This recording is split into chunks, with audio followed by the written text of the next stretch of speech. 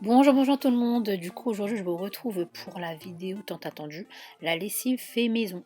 Donc, pour ça, vous allez avoir besoin de bicarbonate, de soude, de savon de Marseille en paillettes, si vous avez.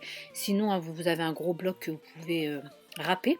Donc, après, vous allez avoir besoin d'une huile essentielle. Ça, c'est vraiment facultatif. C'est en fonction des goûts et des couleurs. Du cristaux de soude et un bidon pour pouvoir mettre la lessive à l'intérieur.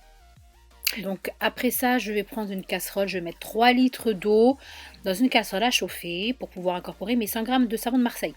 Donc du coup là j'ai un bon plan les filles pour vous si ça vous intéresse. Le kilo de savon de Marseille en paillettes sur Amazon, il doit être approximativement à 5 euros ou 4,95. Je ne me rappelle pas exactement, je vous mettrai les prix exacts en barre d'infos si ça vous intéresse. Sinon le briochin lui il est à alors c'est 5,75 les 750 grammes. Voilà. Donc franchement, celui d'Amazon vaut le coup. Mais la différence, du coup, c'est que celui d'Amazon, le chat, comporte de la glycérine. Il a 1% de glycérine, donc c'est à l'arrière, je ne sais plus où c'est écrit. Il a 1% de glycérine, contrairement au briochin qui n'en a zéro.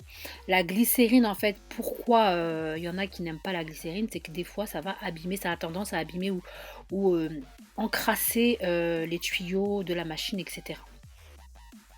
Donc voilà. Mais le bon décrassage pour une machine à laver, c'est le vinaigre blanc. Donc pas d'inquiétude.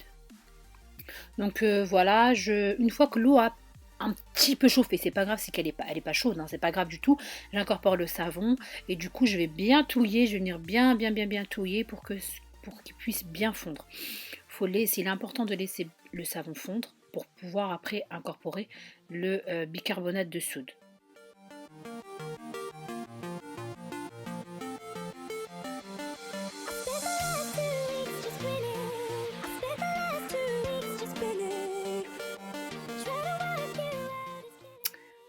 Voilà, je vérifie toujours si le savon a bien fondu.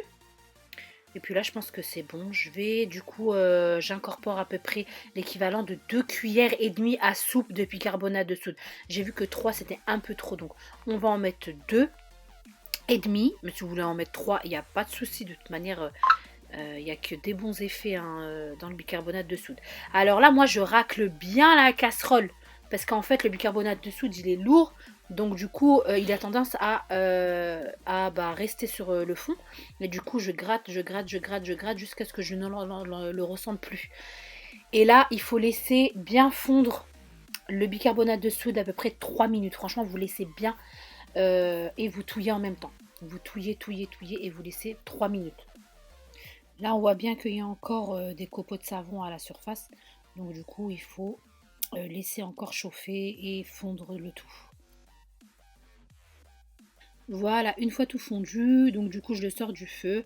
Et je vais le laisser comme ça à peu près 15 minutes. Hein, je le touille un peu le refroidir, mais c'est pas ce que je veux.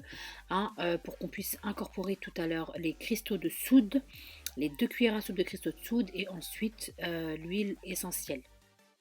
De votre choix, bien sûr.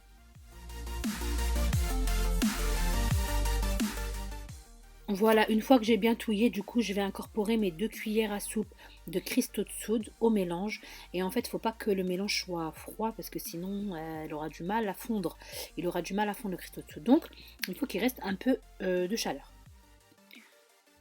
Voilà, je vais incorporer donc le cristaux de soude et puis après, je mettrai au mitigeur. Je refroidirai en fait le mélange comme ça. Une fois le cristaux de soude incorporé.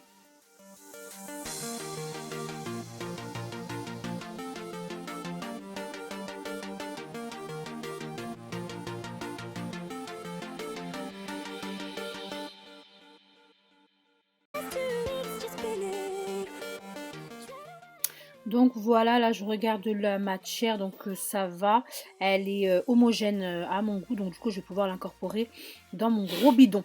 Et surtout, vous allez voir de toute manière, c'est en fonction de tout. Hein. Vous allez voir que à cause des cristaux de soude, le mélange va vachement épaissir, va beaucoup plus épaissir. Même dans la bouteille, vous allez voir que il est vachement épais et que vous ne pourrez pas sortir de la bouteille. Vraiment en appuyant dessus. Donc il faut surtout pas hésiter à le remettre dans la casserole et remettre 1 litre d'eau tiède et remélanger au mitigeur. Surtout pas hésiter. De toute manière, au contraire, c'est ce qu'il faut. Comme ça, ça va le rendre un peu plus liquide et puis ça sera top.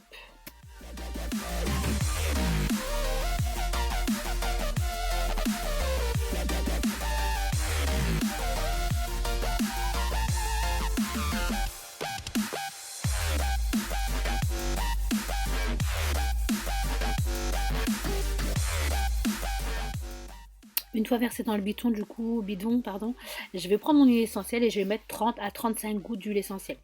Là, vraiment, l'huile essentielle, c'est vraiment facultatif. C'est si vous voulez avoir un parfum dans votre linge, faites-le. Ça rend en plus l'huile essentielle, il n'y a que des bienfaits, mais il faut faire attention par contre pour les vêtements des bébés. Faudrait pas trop en mettre ou essayer de trouver une huile essentielle adaptée. Voilà, du coup, n'hésitez pas à bien mélanger pour les huiles essentielles et surtout avant chaque utilisation parce que le mélange a tendance à se compacter, donc n'hésitez vraiment pas.